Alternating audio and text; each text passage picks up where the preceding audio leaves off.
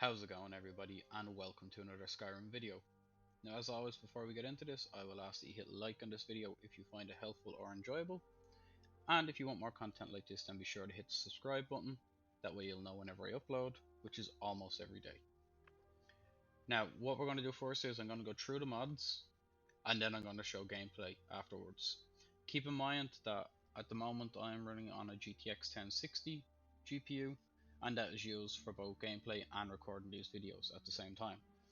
So upload quality, it's hit and miss. Sometimes it's good, sometimes it's bad.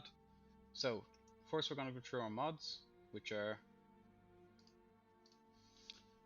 starting off, we have the Majestic Mountains mod. This is the mod that I use obviously for all my mountains and rocks. It's a great mod.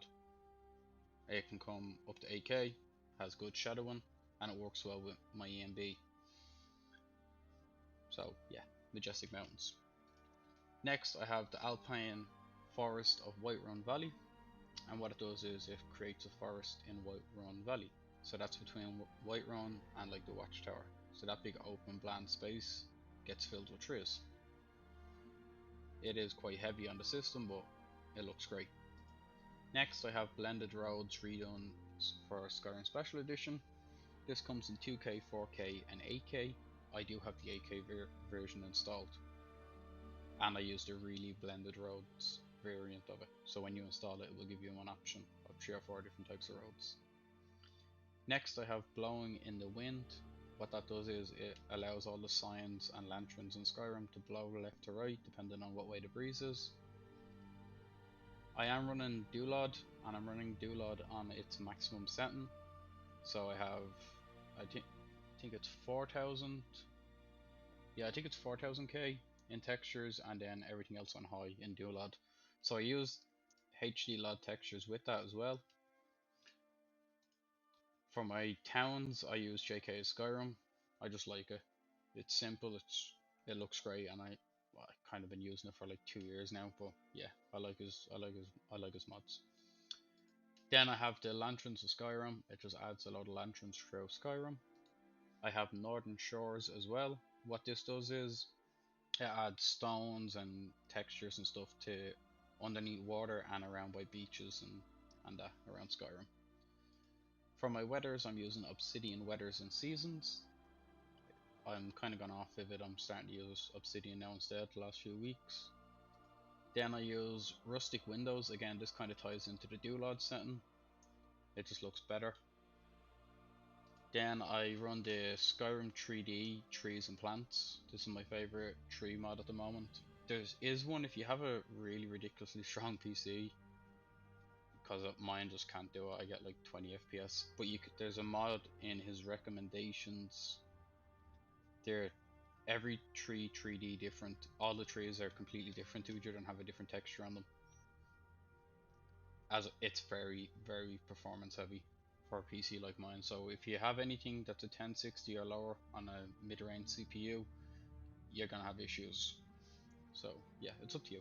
If you can run it, go for it. Then I have the Static Mesh Improvement mod, SMIM. Everyone knows what it is. It's one of the biggest mods that I have. I think the file's quite big, isn't it? Yeah, it's just over a gigabyte in size. And he just changes everything in the game. Like everything from rope to timber to chains, lanterns. Basically anything, he changes the mesh in. So it looks great. Again, there will be gameplay added to all this at the end. The grass mod I'm running at the moment is Verdant. It's just a grass plugin. It works well with DynDolod. I do like Northern Grass, but Northern Grass doesn't seem to work that well with DynDolod when it comes to rendering in at a distance. This just looks a lot better. For water, I use Realistic Water 2. I think that's kind of everyone's favorite mod, to be honest, when it comes to water. The one thing I will say, if you're running Realistic Water 2, is to make sure that you run this mod, Water's Edge Fix. What it does is it fixes where the water meets the land, so it doesn't like clip, and you don't get that like white kind of wavy effect that you get if you don't have it in. It looks really well when it's installed.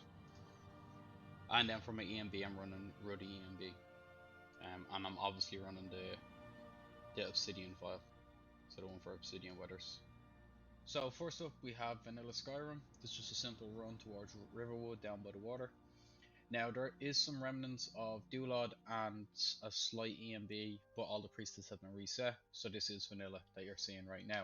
Main thing to notice is roads, the trees and the rocks and the water, compared to when it transforms to the modded one like now.